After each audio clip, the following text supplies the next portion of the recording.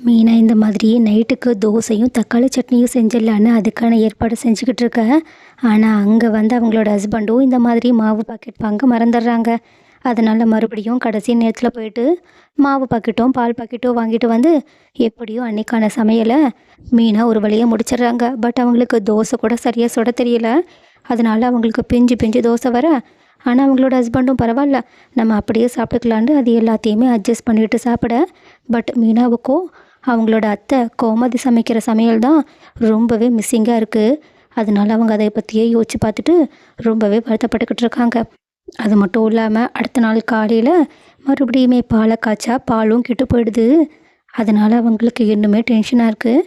அவங்க இன்னுமே அவங்களோட வீட்டை ரொம்பவே மிஸ் பண்ண ஆரம்பிக்கிறாங்க. பட் இந்த பக்கமும் ராஜியும் கதிரும் வெளியே உட்காந்து தனியாக பேசிக்கிட்டு இருக்கும்போது ராஜி இந்த மாதிரி அவங்களோட அப்பாவோட வண்டி அவங்க வீட்டு வாசல் முன்னாடி நிற்கிறத பார்த்துட்டு செம்மையாக கவப்படுறாங்க. அது மட்டும் இல்லாமல் அவங்களோட வண்டியையும் தள்ளி விட்டுட்டு வந்து எதுக்காக அவங்களோட அப்பா மேலே அவங்க கோவமாக இருக்கோன்னு ஒரு 10-15 காரணத்தை லைனாக அடுக்கிக்கிட்டு இருக்காங்க. இதையெல்லாம் பார்த்துட்டு கதிர் ரொம்பவே ஆச்சரியப்பட்டுக்கிட்டு இருக்காங்க. ஆனால் இந்த மாதிரி தன்னோட அப்பாவை பற்றி இவ்வளோ நேரமாக கோவமாக பேசிகிட்டு இருந்த ராஜியோ அவங்களோட அப்பாவோட சவுண்டை கேட்ட உடனேயே அப்படியே பயத்தில் நடுங்க ஆரம்பிக்கிறாங்க. இதை பார்த்துட்டு கதிர் ராஜி கிண்டல் பண்ணிக்கிட்டு இருக்க. ஆனால் ராஜியை பார்த்தா அவங்களோட அப்பா அங்கே வந்துருவாங்களோன்ற பயத்தில் அவங்க வீட்டுக்குள்ளேயே போயிடுறாங்க. ஆனால் பட் கதிர் தான் கடைசியாக அவங்களோட அப்பா கிட்ட கையும் குளவுமா மாட்டிக்கிறாங்க. அது மட்டும் இல்லாமல் முத்துவேலும் இந்த மாதிரி வண்டியை கதிர் தான் தள்ளிவிட்டான்னு சொல்லிட்டு கோவத்தில் அவங்கள திட்டிட்டு, அதுவும் டைரெக்டாக திட்டாமல் இன்டைரக்டாக திட்டிட்டு அங்கேருந்து தன்னோட வண்டி எடுத்துகிட்டு போக, இதை பார்த்துட்டு கதிரும் உள்ளே ஒளிஞ்சு நிற்கிற ராஜிக்கிட்ட சைகை மூலியமாக அவங்கள அடிக்கிற மாதிரி விளையாட்டு காட்டிக்கிட்டு இருக்காங்க. பட் இப்படி இவங்க 2 பேரும் விளையாண்டுக்கிட்டு இருக்கத கரெக்டாக வெளியே வரலான்னு பார்த்த சரவணனும் பார்த்துட்டு, என்ன கண்ணாம்பூச்சி விளையாண்டுக்கிட்டு இருக்கீங்களா, நான் வந்து உங்கள் 2 பேரையும் தடுத்துட்டேன்னா என்ன, டிஸ்டர்ப் பண்ணிட்டேனான்னு சொல்லிட்டு அவங்க 2 பேரையுமே கிண்டல் பண்ண ராஜியும் உள்ளே ஓடி போயிடுறாங்க. பட் சரவணன் வெளியே வந்ததுக்கப்புறமா கதிர் அவங்கக்கிட்ட ரொம்பவே இன்டைரக்டாக, இல்லை ரொம்பவே டைரெக்டாகவே அவங்கக்கிட்ட, இங்கே பாருண்ணே, உனக்கு ஏதாவது பிரச்சனைனா அதை என்கிட்ட தாராளமாக சொல்லலாம், சொல்லு, உனக்கு என்ன பிரச்சனைன்னு கேட்க அதுக்கு சரவணனும், இல்லைடா அதெல்லாம் ஒரு பிரச்சனையும் இல்லை.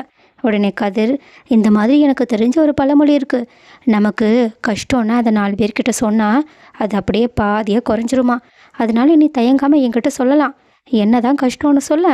அதுக்கு சரவணனும், அதெல்லாம் ஒரு கஷ்டமும் கிடையாது, ஏன்னா உனக்கு யோசிக்கவே பல கஷ்டம் இருக்கும், இதில் என்னோட கஷ்டம் எதுக்கு, அது மட்டும் இல்லாமல் உன்னையே சொல்லப்போனா நான் சுத்தமாக சந்தோஷமாகவே இல்லை, ரொம்பவே கஷ்டத்தில் தான் இருக்கேன், ஏன் நான் ஏன் கஷ்டமாக இருக்கேன்ற உண்மையை கூட என்னால் வெளியே சொல்ல முடியாது, அதெல்லாம் ஒவ்வொருத்தருக்கு கிடைக்கிற வரமோ சாபமோ, என்னால் அதை சொல்ல முடியாத நிலைமையில் இருக்கு.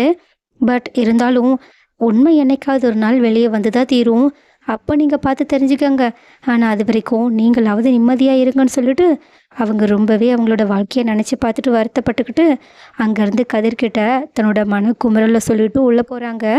பட் இந்த மாதிரி சரவணன் பேசினதை கேட்டுட்டு ரொம்பவே மனசு வருத்தப்பட்ட கதிரும், அப்படி அண்ணனுக்கு என்னதான் கஷ்டமாக இருக்கும், முதல்ல நம்ம அதை தெரிஞ்சுக்கணும், அது மட்டும் இல்லாமல் அண்ணன் இப்படி பேசி நான் பார்த்ததே கிடையாது, ஏதாவது நமக்கு கஷ்டம்னா அண்ணன் தான் முன்னாடி வந்து நிற்கும், இப்போ அண்ணனே கஷ்டத்தில் இருக்குன்னா நம்ம தான் அவங்களுக்கு உதவியாக இருக்கணும்னு சரவணனோட கஷ்டம் என்னன்னு தெரிஞ்சுக்கிறதுக்காக கதிரும் இப்போ ட்ரை பண்ண போகிறாங்க.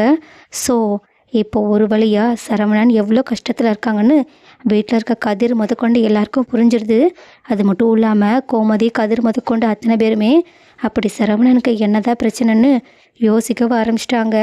ஸோ இதுக்கப்புறமா உண்மை ரொம்ப நாள் எல்லார்கிட்ட இருந்தும் மறைஞ்சிருக்க போகிறதில்ல.